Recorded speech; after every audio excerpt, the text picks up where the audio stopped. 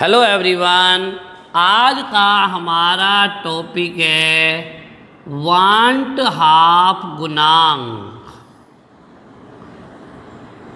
Want half गुणांक bracket में आई। जब विलयन में विलय के अणुओं का संगुणन या वियोजन हो जाता है तो उसे समझाए जाने के लिए वांट हाफ गुणांक काम आता है। वांट हाफ गुणांक क्या है?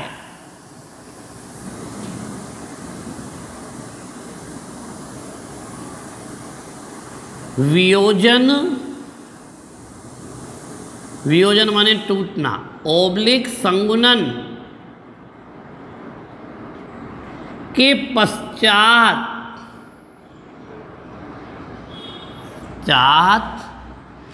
विलय के अणुओं की संख्या,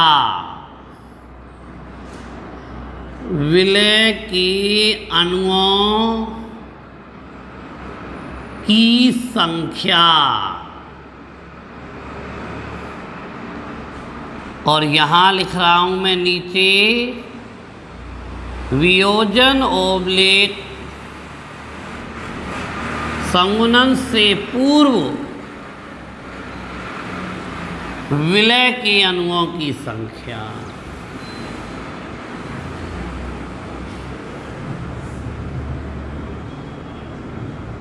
विलय के अणुओं की संख्या।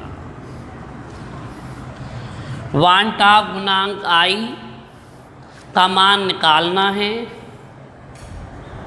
संगुणन ओब्लिक वियोजन से पश्चात विलय के अणुओं की संख्या, संगुणन ओब्लिक वियोजन से पूर्व विलय के अणुओं की संख्या। उदाहरण के तौर पर NaCl है।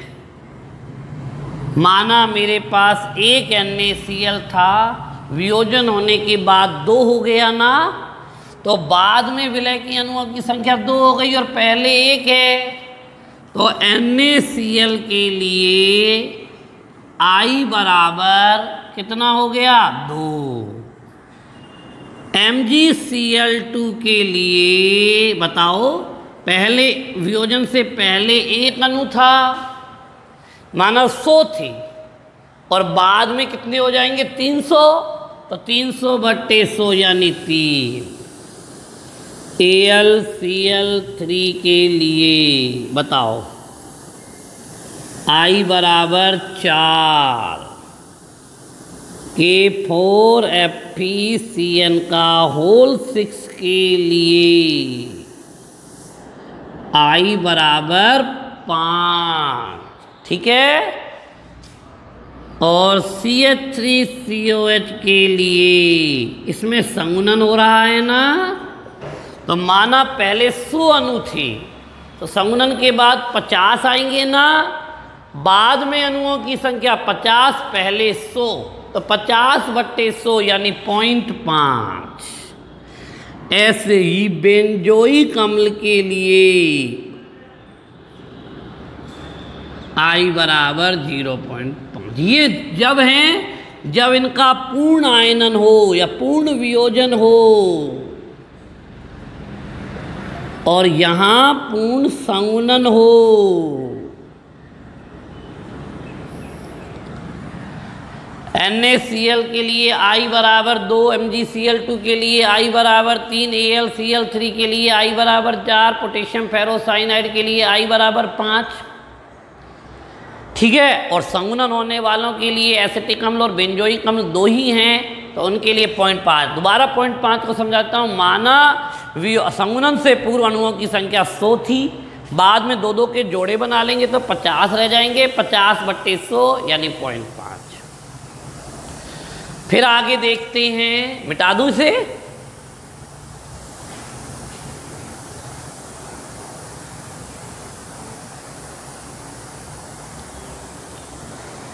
I बराबर ΔP यानी वाष्प दाब का अपेक्षिक अवनमन प्रेक्षित,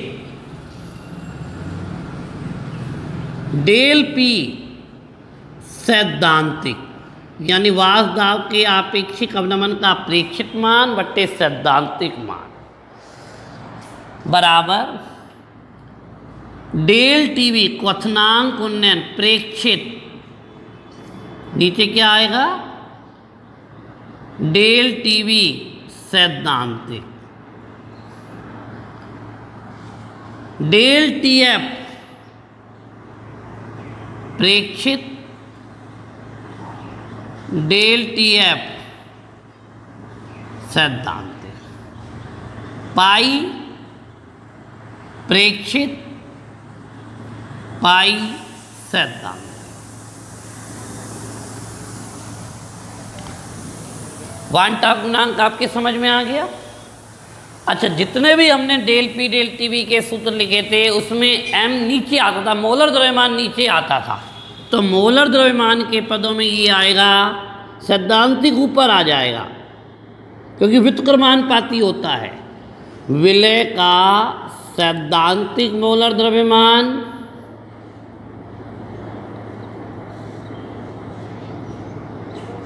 द्रव्यमान बट्टे विलय का प्रेक्षित मोलर द्रव्यमान, इनमें से सबसे ज़्यादा महत्वपूर्ण ये है, नंबर 2 पे ये है। ठीक है, तो आपको ये बातें समझ आ गई होंगी। अब मैं आपको वान ठाप गुणांक व वियोजन की मात्रा अल्फा में संबंध निकालने जा रहा हूं।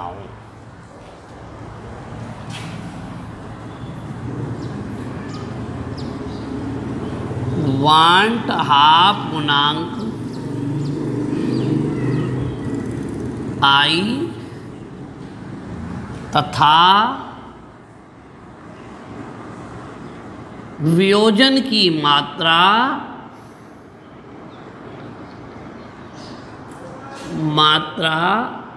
अल्फा में संबंध।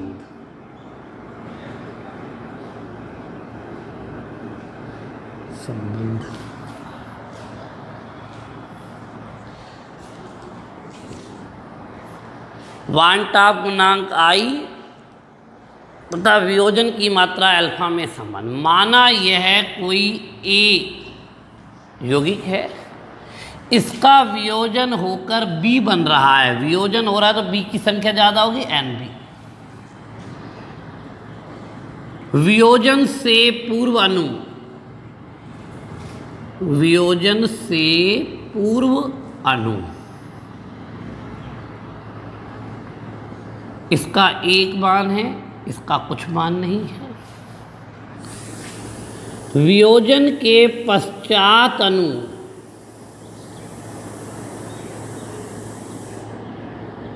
पश्चात अणु, इसका अल्फा अंश वियोजित हो गया, इसका अल्फा अंश वियोजित हो गया, कुछ हिस्सा माना आधा हो गया, तो उसके माना NaCl है तो दुगने प्राप्त होंगे, MgCl2 तो 3 को तो n गुना प्राप्त हो गए। हमें I का सूत्र पता है, वियोजन के पश्चात कुल अणु, कुल अणु,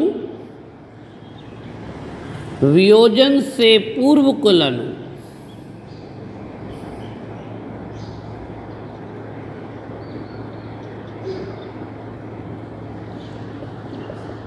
पश्चात 1 minus alpha plus n alpha, बाद में यही तो होंगे 1 minus alpha plus n alpha, और पहले 1। ठीक है, I बराबर 1 minus alpha plus n alpha, इस एक को इधर ले जाएंगे, I माइनस 1 बराबर n alpha minus alpha, I minus 1 बराबर अल्फा कॉमन आ गया n माइनस 1, अल्फा बराबर I minus 1 upon n minus 1। तो वियोजन की मात्रा अल्फा तथा वान ठाप गुणांक I में यह संबंध प्राप्त हुआ। यह संबंध हमें डायरेक्ट याद होना चाहिए। अब मैं वान ठाप गुणांक और संगुणन की मात्रा अल्फा में संबंध निकालने जा रहा हूं। ए से संगुणन होकर बी एन बन रहा है, एन गुना नहीं बनेंगे, अब कम प्राप्त होंगे, एनवा भाग प्राप्त होंगे। संगुणन से पूर्व अणु माना एन थे, संगुणन के पश्चात अणु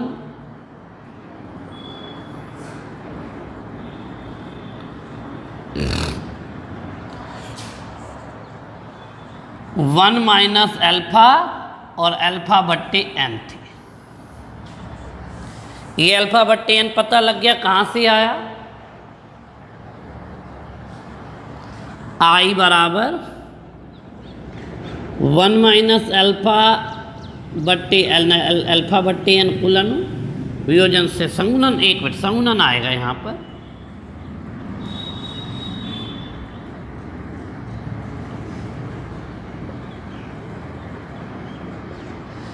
तो ये एक किधर आ जाएगा, आई माइनस वन, ये तो एक का तो ये तो भाग लग गया, इसका तो लगा रह गया अल्फा बट्टे n minus alpha, alpha common ले लिया, one upon n minus one, i minus one बराबर अल्फा कॉमन लिया, एन लघुत्तम लिया, one minus n, alpha n ऊपर आ जाएगा और वन माइनस एन नीचे आ जाएगा। जब संगुणन होता है तो आई का मान एक से कम आता है, इसीलिए ऊपर वाले में से इसको वन माइनस आई लिखे तो बेटर होगा, यानी माइनस बाहर ले लिया तो नीचे वाले में से भी माइनस बाहर लेना पड़ेगा। तो ये संगुणन की मात्रा और वांटाप गुणांक में संबंध आ गया।